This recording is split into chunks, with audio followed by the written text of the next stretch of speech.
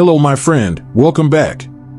Let me ask you something. Have you ever been sitting on the couch, watching TV, and suddenly felt a strange tingling in your feet? Or maybe you woke up in the middle of the night and realized your toes felt like they were buzzing, or worse, completely numb. Some people describe it as ants crawling under their skin. Others say it feels like pins and needles, or like their feet are wrapped in a thick pair of socks, even when they're barefoot. If that sounds familiar, you are not alone. I see this all the time with my patients, especially older adults and people living with diabetes.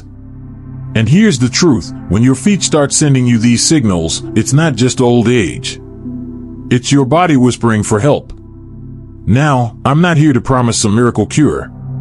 What I want to share with you today is much simpler, and honestly, a lot more fun. In fact, if you've been looking for an excuse to move your legs while sitting in your favorite chair, today is your lucky day. In this video, I'll guide you through 6 very simple exercises. You don't need a gym, you don't need expensive equipment. Most of them can be done while you're watching TV, sipping tea, or even chatting with your spouse. Yet these little moves can improve circulation, wake up tired nerves, and even give your feet a second life. Before we dive in, I want to hear from you. If this topic speaks to you, if you've ever had that tingling, numbness, or pain in your feet, just type the number 1 in the comments right now. That's your way of saying, yes, I care about my feet, and I want to feel better. And while you're at it, don't forget to hit the like button, share this video with a friend who might need it, and subscribe so you don't miss the next health tip I share. Trust me, your future self will thank you for it. Alright, are you ready? Let's start with exercise number 1. Exercise number 1, the seated warm-up. Let's begin with something so simple, you might be tempted to roll your eyes. But stay with me, because this tiny move can do wonders. Here's what I want you to do. Sit down in a comfortable chair. Not a fancy yoga mat, not a treadmill, just a chair. Now, imagine your feet are a little orchestra, and we're about to conduct the first movement. Step 1, lift your toes up. Step 2, point your feet forward, stretching them out. Step 3, lower them back down and lift your heels. 1, 2, 3. 1, 2, 3. Just like a rhythm. If you're a music lover, you can even hum a waltz while you do it. Now, you might be thinking, this is too easy. How can this possibly help? Here's the secret. Every time you move your calves, you're squeezing what we call the second heart. That's right, the muscles in your calves act like a pump. They push blood back up from your legs toward your heart. And when blood flows better, nerves wake up, oxygen travels, and pain begins to ease. Try doing this at least 15 times. Don't rush it. Feel the stretch in your ankles, feel your calves working. And notice how, after a few rounds, your feet start to feel warmer, more alive. Some of my patients have even told me that this little 3-step move helped lower their blood sugar after meals. Now, I'm not saying it's a cure for diabetes, but when you use those calf muscles, they burn up stored energy, and that helps balance glucose. Simple, quick, surprisingly effective. That's exercise number 1. Exercise number 2, the ball massage. Now, let's add a little fun. For this one, you'll need a ball. That's right, any firm ball will do. A tennis ball, a lacrosse ball, even one of those firm massage balls if you already have one lying around. Place the ball under your foot and gently roll it forward and backward. Then side to side. Then in circles, clockwise, counterclockwise. Think of it as giving your foot a mini spa day without the expensive pedicure bill. But here's the important part, don't just let the ball sit there. Put a little pressure on it. Not so much that you're in pain, but enough that you feel your muscles and tissues responding. As you roll, pay attention. Notice which areas feel tender, which spots feel extra sensitive. That's your body's way of saying, hey, this part needs attention. When you find one of those spots, linger there a little longer. Massage it out. You'll be surprised how, after a few days, that sore spot doesn't feel as sore anymore. I recommend doing this for about 2 to 3 minutes per foot. And yes, do both feet, even if only one feels uncomfortable. Why? Because balance matters. Your body works as a team, and if one side gets stronger while the other stays weak, that imbalance can cause even more problems down the road. As you continue rolling, you might notice your foot feeling warmer, lighter, even more flexible. That's circulation kicking in.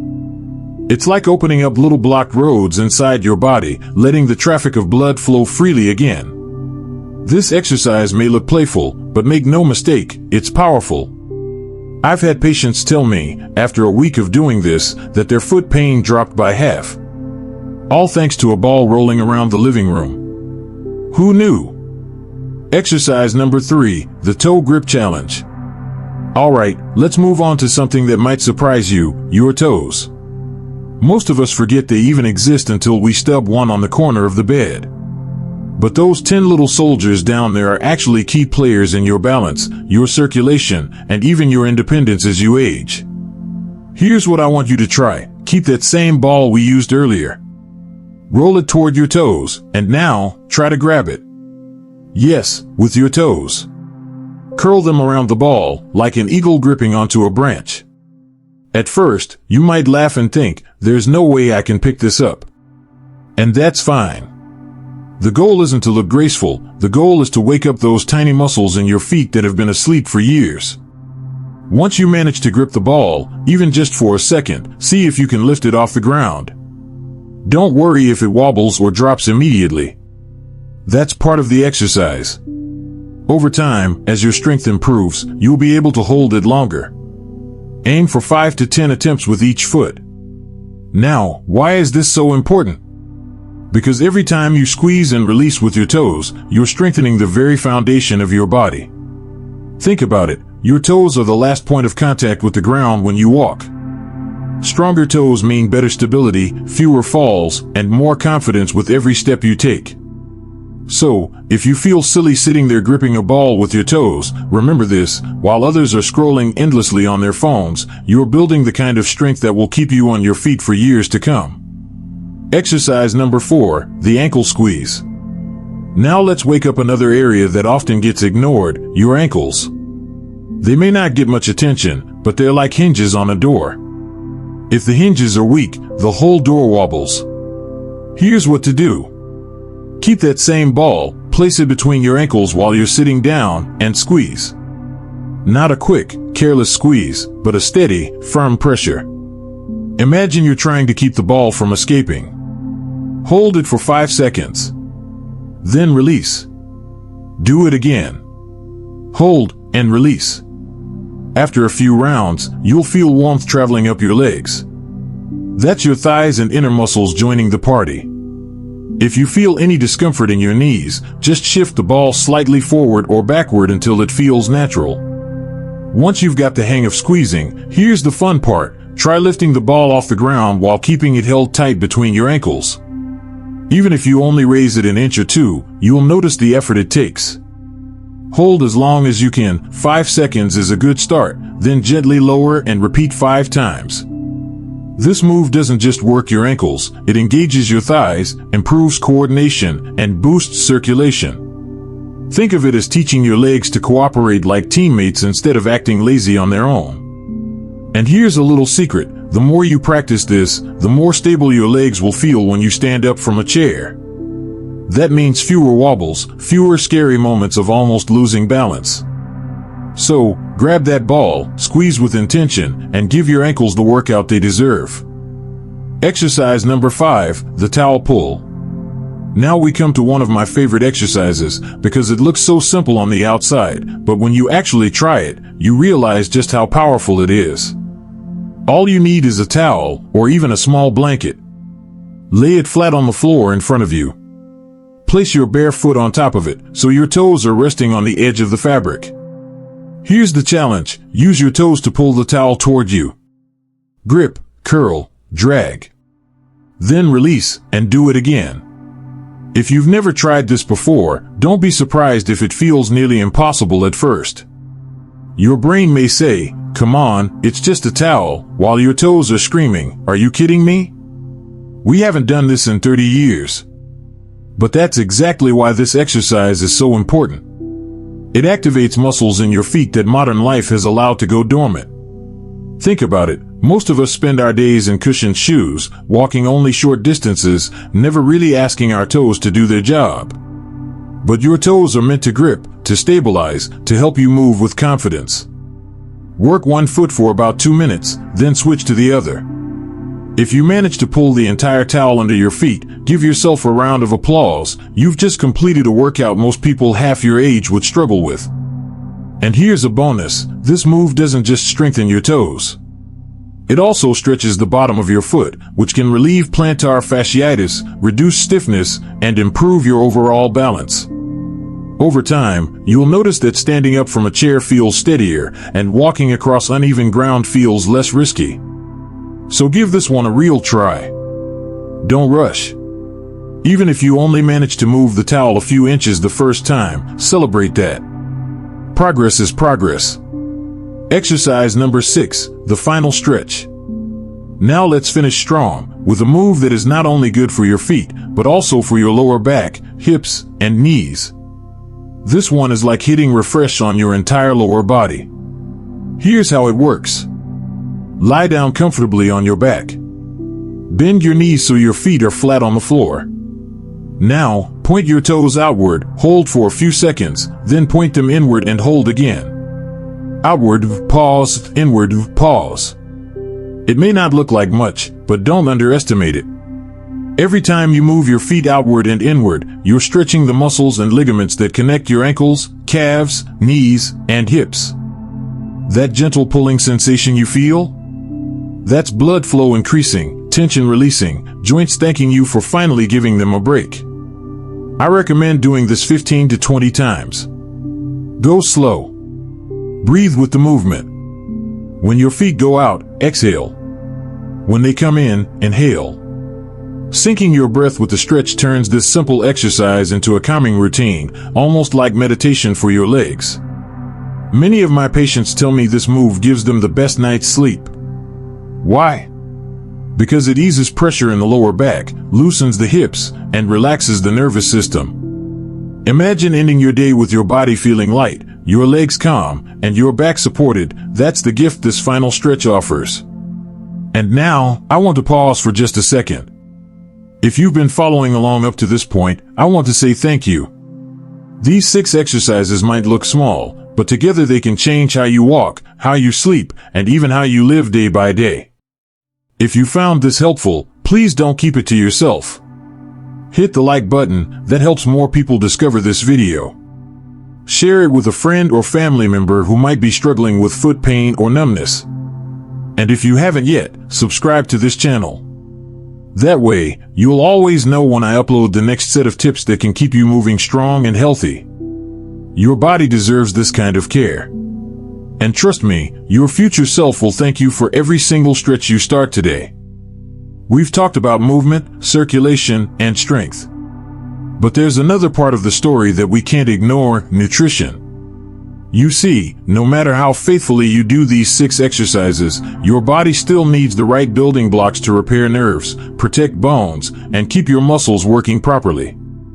And 2 of the most overlooked nutrients, especially as we age, are vitamin D3 and vitamin B12. Let's start with vitamin D3. Think of it as the sunshine vitamin. Your body makes it naturally when your skin is exposed to sunlight. But here's the problem: as we get older, our skin becomes less efficient at producing it.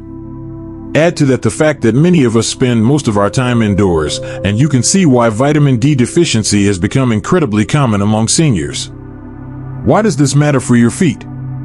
Because vitamin D3 is crucial for healthy bones and strong muscles. Without it, bones weaken, muscles lose power, and nerves struggle to function properly. Low vitamin D levels have even been linked to increased pain and poor balance, which raises the risk of falls. I usually recommend my patients aim for blood levels of vitamin D3 in the range of 70 to 80. Unfortunately, many people test much lower, 30, 35, maybe 40. And when the numbers are that low, it's no wonder the body starts sending signals of weakness or numbness. If you're not sure where you stand, ask your doctor for a simple blood test. That little number can reveal a lot about why your legs and feet may not feel as strong as they used to. Now, let's talk about vitamin B12. This is the nerve vitamin. While D3 is about bones and muscles, B12 is about the wiring system that keeps everything connected. Without enough B12, the insulation around your nerves, called myelin, starts to break down. That's when you might experience tingling, burning, or numbness in your feet and hands. In fact, one of the most common causes of neuropathy in older adults is a simple B12 deficiency. Here's the tricky part. B12 is mainly found in animal products like meat, fish, eggs, and dairy. As people age, some cut back on these foods for health reasons. Others take medications that block B12 absorption. Either way, the result is the same, your levels drop. So, what's a healthy range? In my experience, you want to keep your B12 above 350. If you're under that number, it's time to take action. Some people benefit from dietary changes, others from supplements. But the key is not to ignore it. Because once nerves are damaged, recovery can take a long time. Prevention is always easier than repair. Think of it this way, vitamin D3 is like the foundation of your house, keeping it solid and upright. Vitamin B12 is the electrical wiring, making sure signals travel smoothly from one room to the next. Without a strong foundation, the house collapses. Without proper wiring, the lights flicker and fail. Your body is the same. Without D3 and B12, no amount of exercise can fully restore the strength and function of your legs and feet. So here's my challenge to you, don't just stop at exercise. Ask your doctor to check your vitamin D3 and B12 levels. If they're low, take steps to bring them back up. Pairing the 6 exercises you've learned today with the right nutritional support is the winning formula. Movement plus nutrition, that's how you protect your independence, your mobility, and your quality of life. So here we are. 6 simple exercises, 2 essential vitamins, and a whole new way of looking at your feet, not as a problem, not as a burden, but as the very foundation that carries you through every step of life. If you've been following along, you may already feel the difference. Maybe your feet are warmer, maybe your calves feel more alive, maybe your balance feels a little steadier. These aren't just exercises, they're signals to your body that you still care, that you're willing to invest a few minutes each day into your own strength and independence. I want you to remember something, it's never too late. Whether you're 50, 70, or even 90, your body is capable of responding. Your nerves can be supported. Your circulation can improve. Your balance can return. But it doesn't happen by accident, it happens because you take action. So here's my invitation to you. Don't just watch this video once and forget about it. Practice these movements every day, even if it's only for 10 minutes.